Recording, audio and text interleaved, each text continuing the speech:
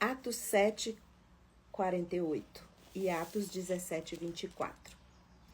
Estevão estava sendo condenado e apedrejado, né? E ele disse assim, estava dizendo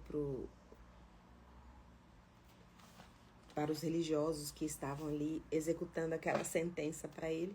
E ele disse lá em Atos 7,48: o Altíssimo não habita em templos feitos por mãos humanas. E aí Paulo reforça em Atos 17, 24: o Deus que fez o mundo não habita em templos feitos por mãos humanas. Paulo foi um dos perseguidores de Estevão, né? E ele chega a essa conclusão e reforça em Atos 17, 24. O Deus que fez o mundo não habita em templos feitos por mãos humanas. Deus não mora dentro de uma igreja, não mora dentro de prédios, de construções. Ele mora dentro de nós. Ele habita dentro de nós. Jesus, ao morrer na cruz do Calvário, ele destrói, o véu é rasgado. Antes Deus visitava o povo, visitava o profeta, trazia revelações para o profeta, e aí o profeta passava o direcionamento para o povo, e ele fazia algumas visitações esporádicas, quando ele queria falar com Moisés na sarça, quando ele queria falar em momentos específicos, ele visitava as pessoas, mas por causa do sacrifício de Jesus na cruz do Calvário, nós temos livre acesso, e ele enviou o Espírito Santo. Ao crermos em Jesus Cristo como nosso único e suficiente Salvador, o Espírito Santo passa a habitar dentro de nós. Fala que as pessoas que são ímpias, as pessoas que não têm um relacionamento com Deus, que não creem em Jesus, que não têm uma vida rendida ao Evangelho, eles não têm paz. Procuram de todas as formas ter paz e não conseguem ter. Mas porque nós somos casa de Deus, morada de Deus, nós nos rendemos ao Evangelho. Nós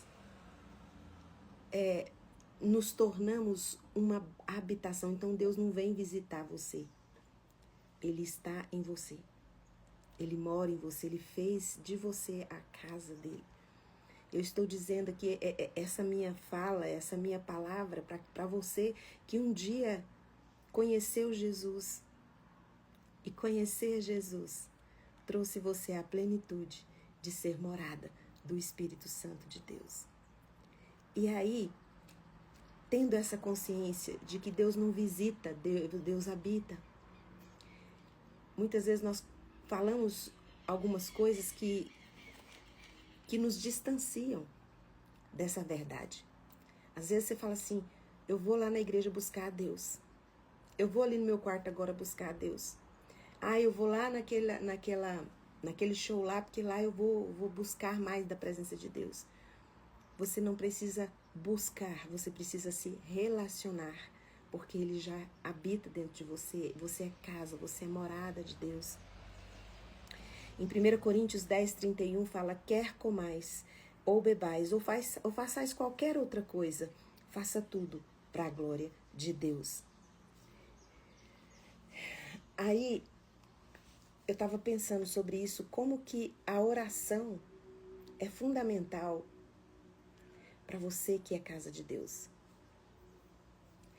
Às vezes a gente ora quando a gente precisa, quando a gente sente a necessidade. Só que você não respira quando você sente necessidade. Quando você quer respirar. O respirar faz parte de tudo que você é, você existe porque você respira. E a nossa vida espiritual, ela é saudável quando nós oramos. A oração é a respiração da nossa espiritualidade, do nosso espírito. A oração é comunicação. Nenhuma relação sobrevive a um ambiente sem comunicação. Nenhum casamento ele sobrevive quando o casal não se comunica. Nenhum amigo vai vai ter amizade de anos e anos se eles não se comunicam. É porque eles se comunicam, eles têm uma linguagem própria. E essa é a nossa relação com Deus. Às vezes, quando surge um problema muito grave, algo muito grande, que a gente precisa orar todo mundo junto, que a gente precisa clamar junto, a gente lê muito 2 Crônicas 7,14. Se o meu povo, que se chama pelo meu nome, se humilhar, orar e me buscar, eu ouvirei e virei e sararei a sua terra. E a gente usa esse texto para dizer, olha Deus, eu estou aqui me humilhando. A gente se ajoelha e fala, estamos aqui todos de joelhos nos humilhando. Isso não é humilhar-se. Esse humilhar aqui é uma dependência. Quando você depende de uma pessoa, você não pode fazer nada sem perguntar para essa pessoa. Seus filhos são dependentes de você. Enquanto são crianças, eles não podem tomar as decisões que eles vão tomar sem falar com você. Eles não podem passar o dia inteiro sem falar com você, porque aí alguma coisa está errada. Mas vocês já perceberam o quanto que as reuniões de orações na igreja, elas têm poucas pessoas?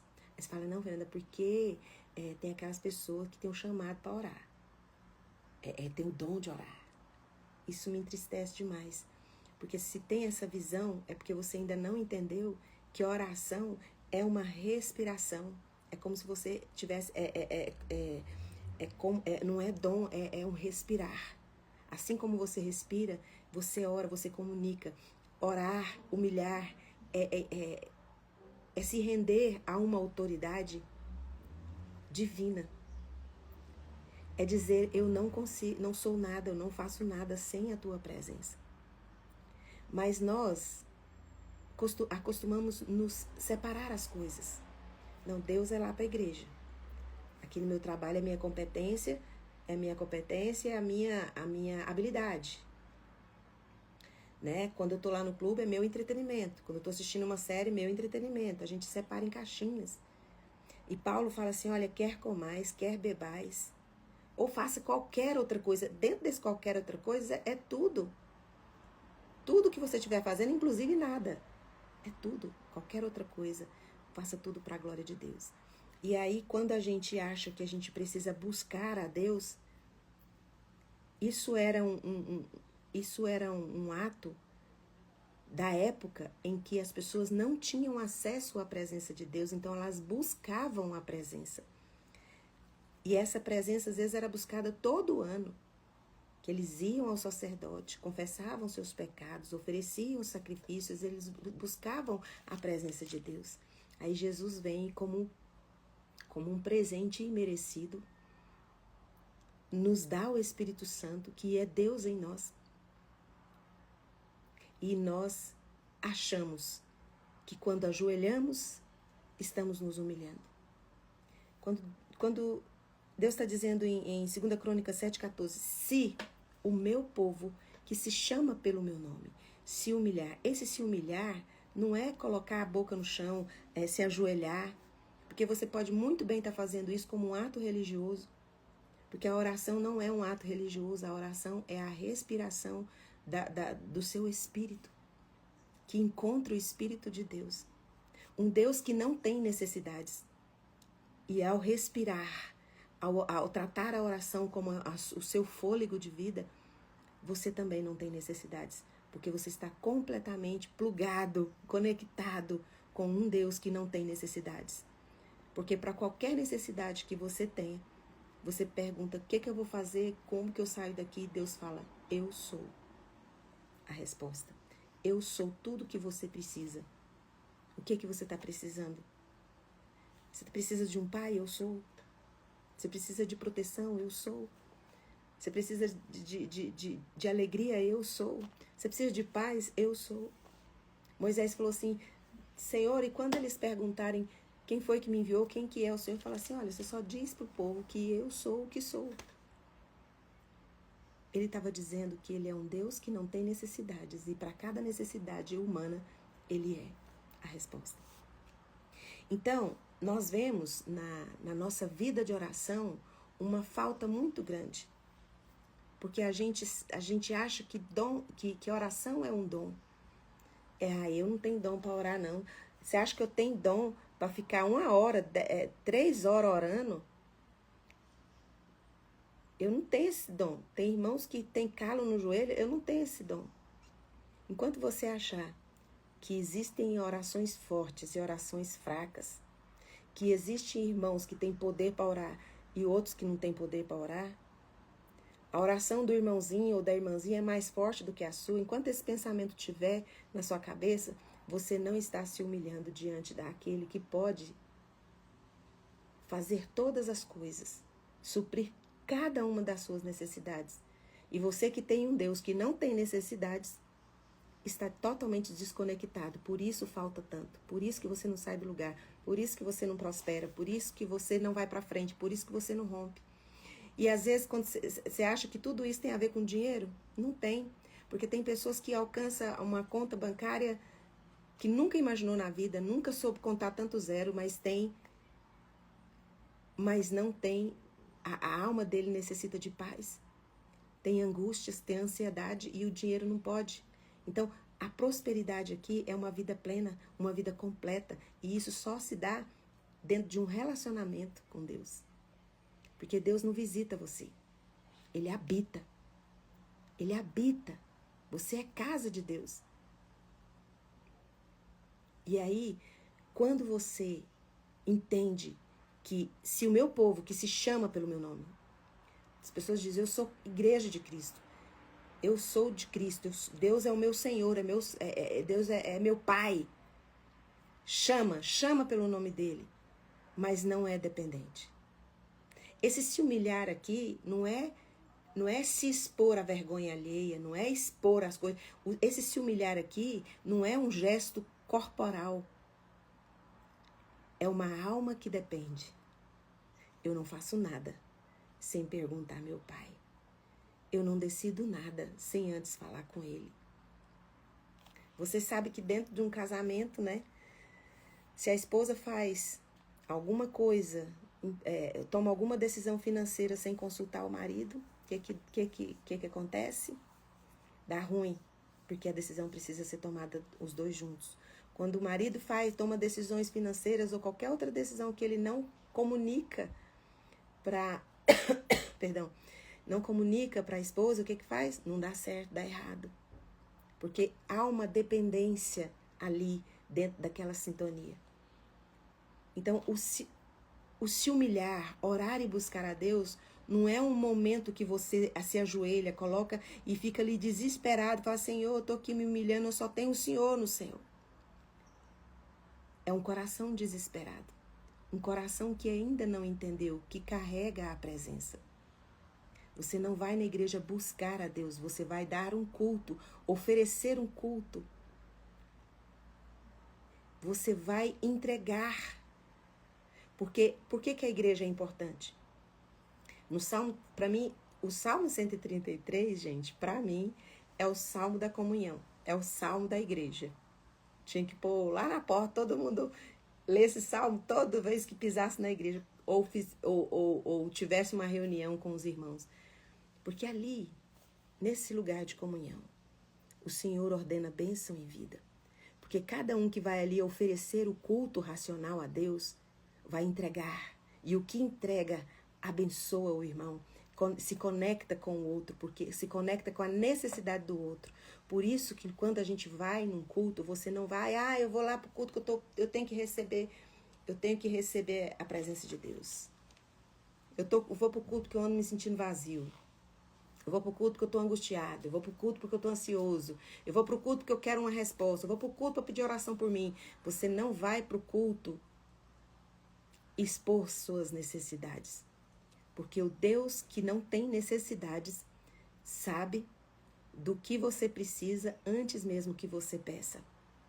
Você vai pro culto para oferecer tudo que você recebeu durante a semana, tudo que você recebeu fora daquela comunhão, você vai ali oferecer. Você vai derramar, você vai adorar. E aí, você sai cheio do culto, sim, porque todo mundo que for entregar, o que derramou na vida do outro lá, atinge você, alcança você. Sabe, tem pessoas que falam assim, a igreja é muito fria, a igreja não sei o quê. Não é a igreja, é você. Porque se você carrega a presença de Deus, onde tem um ambiente frio, você vai carregando a presença de Deus e aquilo que te incomodava, você passa a ser resposta daquele incômodo naquele lugar. Porque é justamente aquilo que te incomoda que faz de você uma resposta para aquele lugar. Mas às vezes nós achamos que ao apontar os erros dentro da comunidade, dentro de um grupo, nós estamos sendo resposta. Não é. É sendo o que você está dizendo, seja. O que você acha que o líder tem que ser, você primeiro seja. Você percebeu. Você visualizou um erro. Você pode até falar, mas falar não resolve. Você precisa ser a resposta. Mas só uma pessoa que está conectada em uma rotina de oração pode entender essas coisas. Não existe dom de oração, gente. Pelo amor de Deus. Eu fico muito triste. Eu não corto as pessoas. Eu não sou dessas de cortar as pessoas. Não porque eu sou boazinha, mas é porque o Espírito Santo me ensinou que nem todo mundo consegue enxergar da mesma forma que eu enxergo, e eu também não consigo enxergar da forma que às vezes outras pessoas que estão mais íntimas do que eu, que buscam estar ali na presença de Deus mais do que eu, estarem mais conectados de uma forma mais intensa que eu, conseguem enxergar. Então, assim, às vezes você olha, quando alguém vem falar pra mim isso, o meu coração entristece, mas eu não corto, eu falo, tá bom. Mas dá vontade de falar assim, não é assim. Mas é o Espírito Santo que tem que falar. O que as pessoas vêm falar pra mim, que às vezes que meu coração fica muito triste? Fernanda, vem cá, eu vou pedir oração pra você, porque sua oração é mais forte que a minha. Você tem mais fé que eu. O poder não está na oração. Porque a Bíblia diz que ninguém sabe orar. O poder está no Deus que responde a oração. No Deus que escuta a oração. Qualquer pessoa que chegar diante de Deus e conversar com Deus, não sai dessa conversa vazio. Se você falar, eu fui na igreja, mas não senti nada, o problema não é na igreja. O problema está na sua conexão com Deus. Porque quanto mais conectados com Deus, mais sede nós temos de Deus. E a gente tem tanta sede, quando você está com muita sede, qualquer gole d'água, você aceita. Por mais, aquela mulher lá, aquela mulher, como que é o nome da mulher, gente? Acho que era Sunamita, que Jesus estava fazendo ali tendo uma conversa pedagógica para ela e para os discípulos, disse assim, ela falou que precisava da ajuda e Jesus falou assim, não, mas não posso tirar da mesa para dar para os cachorros. Aí a Sunamita fala, mas os cachorros comem da migalha que cai da mesa dos seus donos. Quando a pessoa está faminta, migalhas é suficiente. E nós temos vivido um tempo onde nós não temos tido sede e fome de Deus, da presença dele, porque temos vivido em dopamina todo dia ali. E a oração a gente deixa para fazer orações pontuais, quando a gente quer buscar a presença de Deus, quando a gente precisa resolver algum problema difícil, são orações pontuais. E Estevão fala assim, Deus não habita em templos feitos por mãos de homens, ou seja, nós somos casa de Deus. Aí Paulo ainda reforça, fala assim, o Deus que fez o mundo, ele não habita em templos feitos por mãos humanas. Nós somos casa de Deus. E a gente precisa entender que não existe oração forte, oração fraca. Existe oração, comunicação. A comunicação, ela sempre traz benefícios para quem se comunica. Porque a comunicação, ela traz não só necessidades, mas traz também honra para quem ouve. E quando nós oramos, nós estamos honrando a Deus, colocando Deus no lugar mais importante da nossa vida. E esse humilhar, orar e buscar, essa humilhação que fala não é um gesto físico, é um gesto espiritual, onde fala, eu me humilho, sabe por quê, Deus? Eu não sou nada sem o Senhor. Eu não posso fazer nada sem o Senhor. Se eu comer, se eu beber ou fazer qualquer outra coisa, eu vou fazer para a tua glória, para te honrar, porque se não fosse o Senhor, isso não seria possível para mim. Então, o Deus que não tem necessidades, quando nós entendemos que a oração é a comunicação, é a respiração que nós temos, nós vamos viver milagres. Quando eu era pequena, dava para contar na mão quantas pessoas iam na reunião de oração da igreja. Quando minha mãe mandava nos filhos todos, né? Tinha autoridade, depois cresceram, não obedeceram, não iam mais. Só eu que ia, porque eu era caçula, então eu sempre ia. Mas minha mãe levava todos nós, levava para a reunião de oração. E era a nossa família, e tinha mais umas 3 famílias só. E aí os filhos foram crescendo, foram ficando só os pais. E teve um dia que a gente estava numa reunião de oração, eu contei 5 pessoas. Numa igreja de 500 pessoas, que a gente tinha uma igreja mais ou menos de 500 pessoas, 5 pessoas na reunião de oração. Porque as outras não entenderam o que é oração. E o reunir-se na igreja é estar no lugar onde Deus ordena bênção e ordena vida. Esse é o Salmo 133, fala da comunhão. Então, quando você vai na igreja, você não vai... Mulher cananeia, obrigada. Obrigada, Lourdinha, né? A mulher cananeia, do exemplo que Jesus estava dando ali, sobre o que cai da mesa são migalhas, né? Só os cachorros comem o que cai da mesa. Obrigada, Lourdinha. Então, o que eu queria trazer para vocês hoje é isso. Se você parar agora e pensar, quem na sua igreja... Quem que você conhece, que você já olha e fala assim, se eu precisar de oração, eu vou pedir para essa pessoa. Se você vê, não é a igreja toda. Não é. Se você for pensar numa pessoa que você vai pedir para orar para você, você não fala, eu estou em dúvida, quem que eu peço para orar por mim? Na mesma hora, você vai vir na sua mente a pessoa.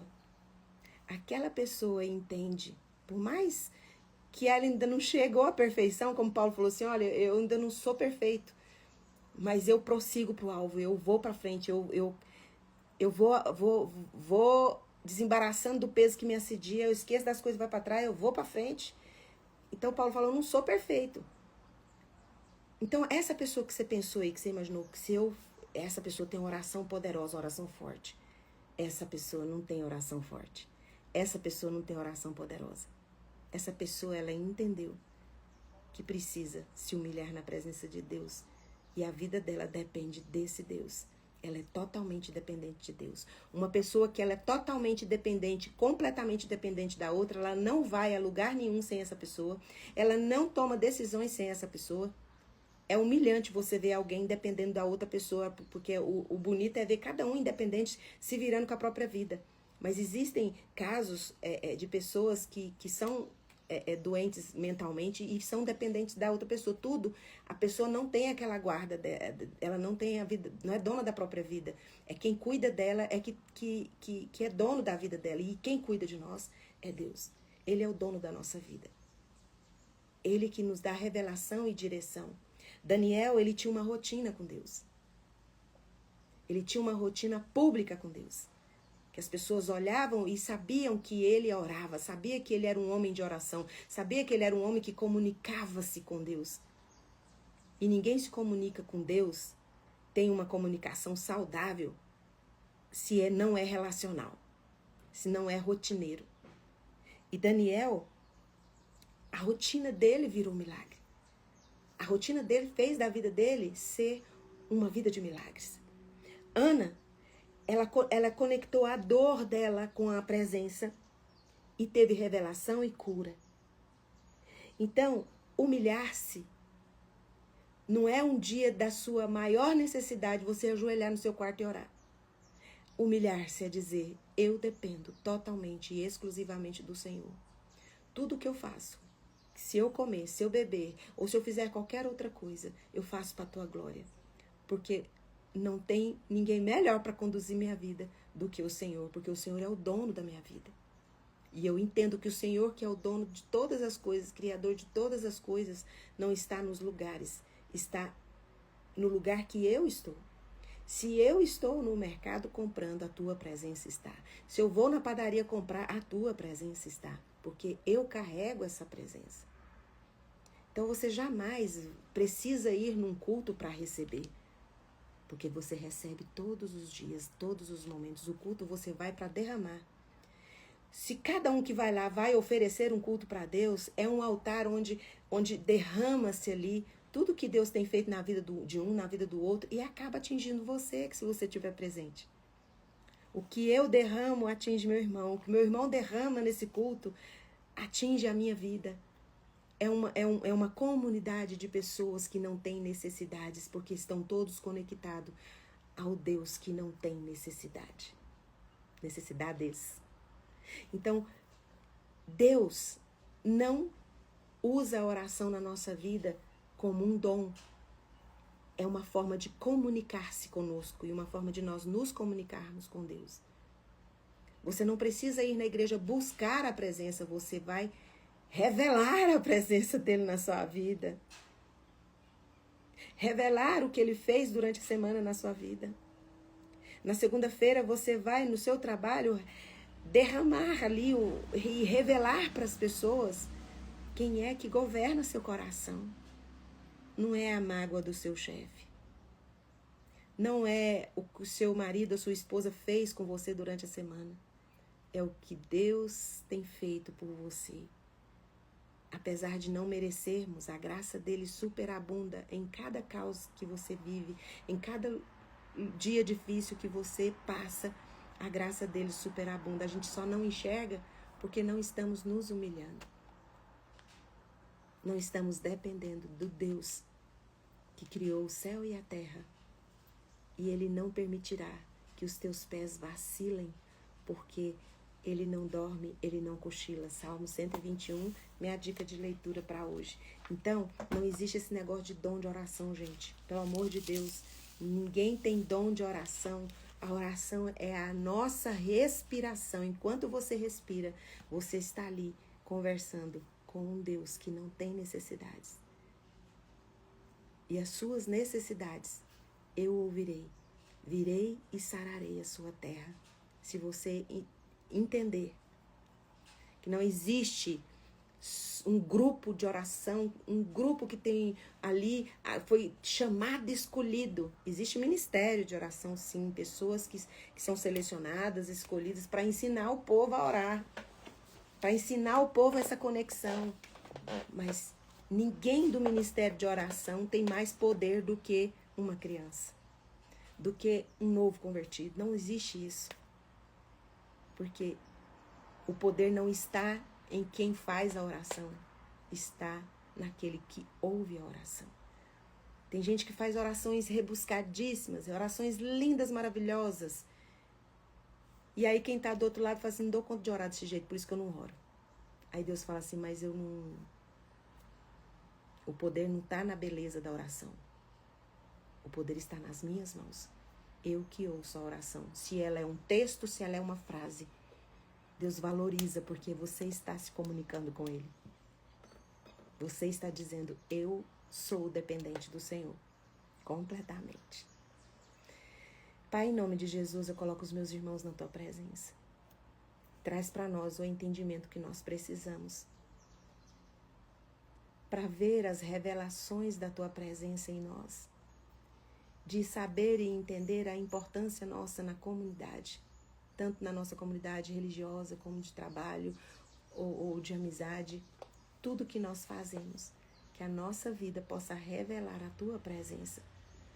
Que em nome de Jesus a gente possa entender que quanto mais nos comunicamos com o Senhor, menos necessidades nós teremos. Porque o Senhor sempre vai estar aqui. Para nos ouvir, para responder às nossas necessidades e nos tornar resposta para a necessidade dos nossos irmãos. E agora, na autoridade que o Espírito Santo de Deus me dá, por causa do sangue de Jesus derramado na cruz do Calvário, eu ministro cura sobre você. Seja curado de toda doença do seu corpo, de toda enfermidade da sua alma, em nome de Jesus. Amém. Um beijo e até amanhã, 6h30. Tchau, tchau.